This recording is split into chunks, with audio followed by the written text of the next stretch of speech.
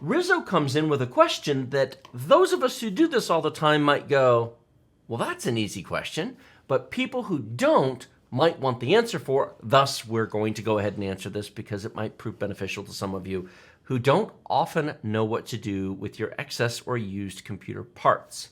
And he asks, what should I sell my used 6600 XT Power Color Fighter GPU for? I upgraded to NVIDIA for Oculus Link and it runs better.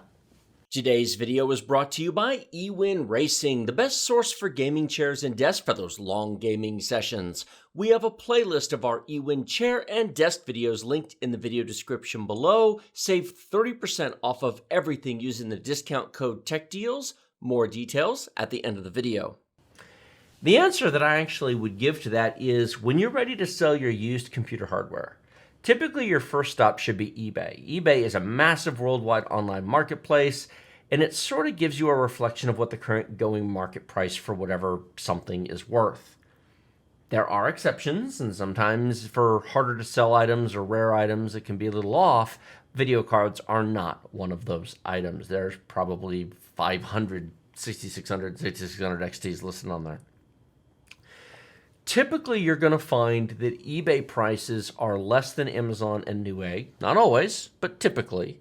But they're going to be more than Facebook Marketplace or Craigslist or a buddy deal on a Discord or with your friend is going to be. Take 10 or 20% off of what they're currently selling for on there. And it's important to check sold listings. Don't just look at what is for sale because that's ask prices. Go down on the left-hand side, go down and click sold listings, and actually see what stuff is transacting for. Now, sometimes prices are way too low there because people put things up for auction with a bad end time, and they don't go for their right. You got to sort of go through it and sort of pick out an average of what things are really selling for as opposed to just the very lowest price. And then, of course, also you have to take a look at those listings and go, is this comparable to my condition?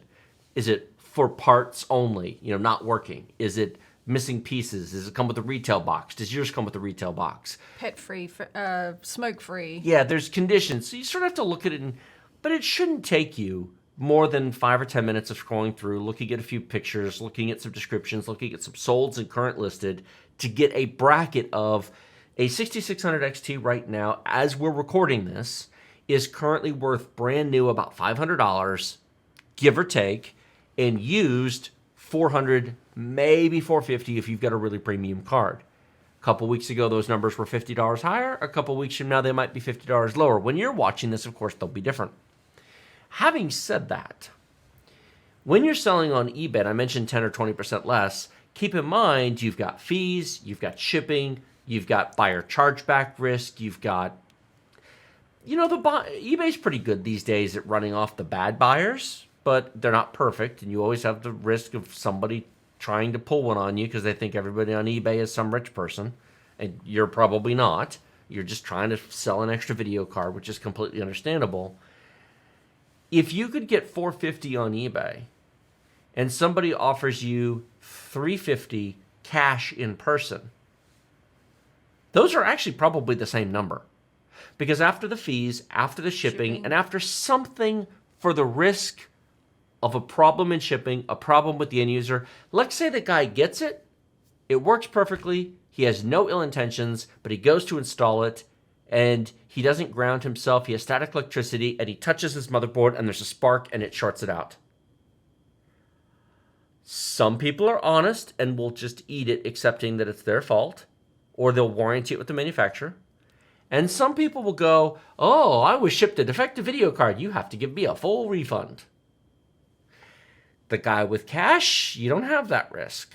So that's something to consider when selling things is a bird in the hand, two in the bush, which is why good Discords with good memberships, our own Discord, for example, link in the video description below, we have a member-only Discord, supporters who pay $2 a month on YouTube, $2 a month on Patreon, or Floatplane, or Twitch subs, are members of our Discord. We have a buy-sell section, and a lot of stuff has changed hands over there. A lot of stuff has changed hands, and the benefit to a community like that, where it's not just random people creating accounts, is that if you sell stuff and screw people over, we're all going to know about it real quick, and you're going to find yourself not welcome very quickly. So it's like, only sell stuff there if you're going to be cool, because otherwise, sayonara.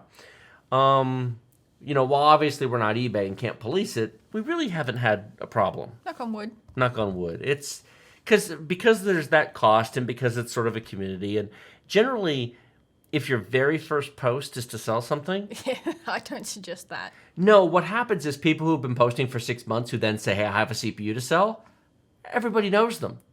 There's a lot of trust built up from that. There is. And that's kind of nice.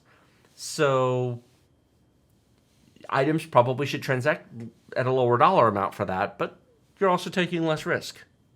One of the greatest ways to recycle used computer parts, do you have a brother, sister, cousin, aunt, uncle, friend, neighbor, grandpa, grandma? Do you have somebody who needs an upgrade that maybe it would find a good home to? Because there's no risk in that transaction. Very true. Or maybe ask them for a token payment of $200 instead of $350, but it's something, and then you really don't have to worry about it. Do you have anything to add to all that? No, you nailed it. Is that it? Yep. Hopefully that helps, man. Good luck. Ewin Racing has a wide selection of chairs to fit all shapes and sizes of gamers, ranging from petite to cuddly. They have something for every type of gamer. Not just sizes, but colors and material options as well, including red, blue, purple, pink, orange, and more, plus cloth and leather choices. We have over half a dozen chair and desk videos in a playlist down in the video description below. We also have a very special offer just for Tech Deals viewers. Save 30% off of everything using discount code TechDeals using our link in the video description. We have used Ewin gaming chairs for 3 years in our office, sitting on them for up to 8-hour marathon live streams. They are very comfortable, and we are happy to work with Ewin to bring you this special discount and recommend Ewin for all of your gaming chair and desk needs.